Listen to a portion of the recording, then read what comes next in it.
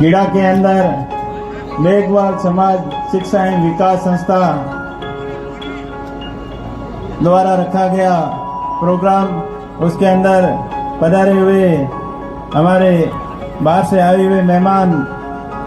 आदूराम जी, श्रीमान उदाराम जी, गोपाराम जी, सम्मान्य संत, यहाँ के प्रधान शंकर जी बोका साहब, नरसिंहाराम जी पूर्व जिला परिषद सदस्य एवं सम्मानित मंच, गांव से पधारे हुए मेरे पिता तुल्य बुजुर्गों, युवा साथियों, मातृशक्ति, आप बड़ी संख्या में पधार कर इस प्रोग्राम को सफल बनाने के लिए यहाँ अपनी उपस्थिति दर्ज कराई। इसके लिए आप सभी का बहुत बहुत आभार, बहुत बहुत धन्यवाद। आप सबने हमारा घना राम राम सा। बड़ी खुशी की बात है कि गीड़ा के अंदर मेघवाल समाज का जो शिक्षण संस्था का शायद ये बड़ा पहला शिक्षण संस्थान यहाँ बनने जा रहा है। निश्चित तौर पर इस शिक्षण संस्थान से अपने आसपास के एरिया के लोगों को शिक्षा के क्षेत्र में बढ़ावा मिलेगा और बाबा साहब के सपने का भारत निश्चित तौर पर बनेगा। बाबा साहब का एक ही सपना था कि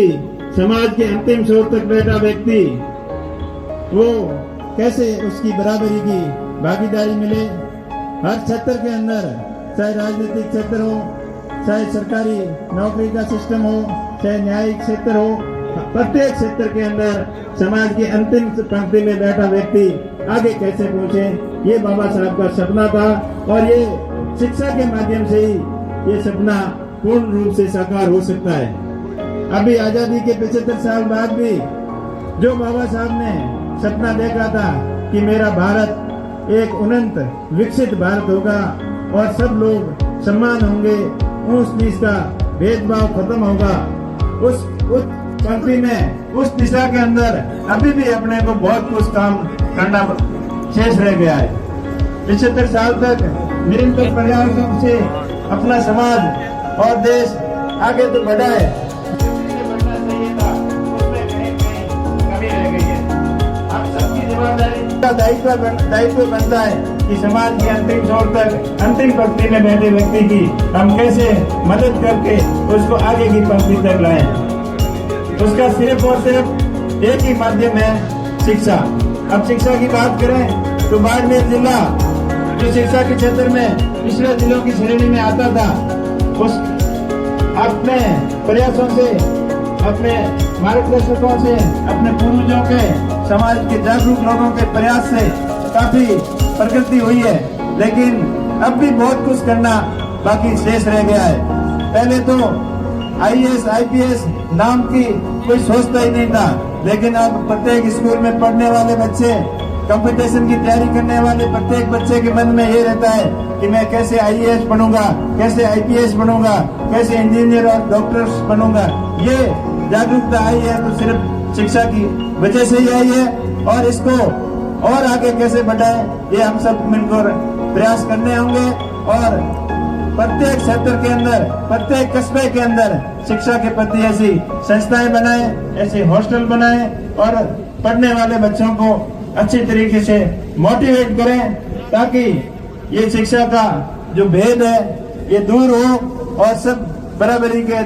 अधिकार जो कानून में दिया है उसको समझें, उसको परखें और उनकी अपनी आवश्यकता अनुसार सब लोग कैसे आगे बढ़ें। मैं धन्यवाद देना चाहता हूँ जो लोग पढ़ लिख कर कड़ी मेहनत करके अधिकारी बने हैं, इंजीनियर बने हैं, डॉक्टर बने हैं, तो आने वाली पीढ़ी को, युवा पीढ़ी को उनसे प्रेरणा लेकर आगे बढ़ना है, न कि नशे की लतों के अंदर जाना है। अब मेरे पूर्व वक्ता बता रहे थे कि नशे के अंदर भी हम काफी लिप्त हैं, उससे दूरी कैसे बनाए, ये सब को मिलकर प्रयास करना है। समाज के अग्रणी लोग जो मार्गदर्शक हैं वो समझाएं, आने वाली पीढ़ी को नशे से दूर रखें कि नशा श्रवण की विकास के नाश का मार्ग बनता है। इसलिए नशा चाहे किसी भी प्रकार का हो, बीड़ी, गुटखा, तंबाकू, उससे लेकर बड़े से बड़ा किसी भी प्रकार का नशा है उससे दूर रहें। जो युवा नशे की लत पकड़ी है उनको सुधारने का प्रयास करें और शिक्षा के प्रति उनको जागरूक करें। और जो समाज के मौजूद व्यक्ति हैं, जो राजनीति के अंदर सक्रिय हैं और जो सरकारी नौकरियों में अधिकारी हैं, उन सब से मैं यही कहना चाहूंगा, जितना आपसे सहयोग बने, आप कम से कम अगर 1 महीने की कमाई या 15 दिन की भी कमाई आप शिक्षा के प्रति समाज के अंदर खर्च करते हो तो ऐसी कोई कमी नहीं रहेगी जिसे अपन पूरा नहीं कर पाए। आप बड़ी संख्या में पधारे और मैं आशा ही नहीं, पूर्ण विश्वास है कि आप इस क्षेत्र के अंदर अपनी सामर्थ्य अनुसार पूरा सहयोग करेंगे। और मेरा भी हमेशा कहीं जाते हैं तो कुछ न कुछ सहयोग करने का मन करता है, तो आपकी इस शिक्षण संस्था के लिए 5 लाख रुपए का आर्थिक सहयोग आपके लिए करेंगे। और जब आपके मैंने सुना था कि यहाँ रूम बनाने की प्लानिंग है, आपकी रूम जब छत तक आ जाए तब आप याद कर लेना, और हो सके तो उससे ज्यादा भी आपका सहयोग करने की कोशिश करूंगा। लेकिन मैं इतना आपको एक बार बोला है, और आपका इस शिक्षण संस्था के उत्तरोत्तर प्रगति करें, आगे बढ़े। जहां भी कहीं रुकावट आएगी तो हमेशा आपके सहयोग करने की कोशिश करूंगा। आप लोगों ने भी जब मेरे को जरूरत पड़ी आपने भरपूर सहयोग किया, चाहे 2018 का हो, 2020 का हो, आप सब ने मेरे को अपना समझकर, अपना पड़ोसी भाई समझकर सहयोग किया और आगे भी आपसे सहयोग की मैं उम्मीद रखता हूं। और भगवान से आशा करता हूं, बाबा साहब से यही प्रार्थना करता हूं कि अपना समाज दिनों दिन प्रगति करे, आगे बढ़े, सब खुशहाल हो और ये अमीरी गरीबी का भेद भी खत्म हो। इतने दिन तो ये था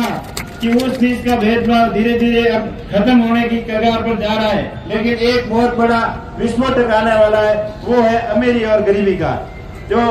अमीर बनते जा रहे हैं और आर्थिक रूप से पिछड़े लोग पिछड़ते जा रहे हैं, इसकी तरफ अपने को बिल्कुल ध्यान देना है। समाज की अंतिम पंक्ति में बैठे लोगों को साथ में लेके कैसे चले, ये अपने को पूरा प्रयत्न करना है। आज की तारीख में कह दूं, जो पहले पढ़ लेकर आगे बढ़े हैं वही आगे बढ़ते जा रहे हैं, जो पिछड़ गए हैं वो पिछड़ते जा रहे हैं, जो पिछड़ते जा रहे हैं नशे की लत में पड़ गए हैं, आर्थिक रूप से कमजोर है, उन सभी भाइयों को साथ में लेकर अपन आगे बढ़ेंगे, तभी अपना समाज प्रगति करेगा, अपना देश प्रगति करेगा।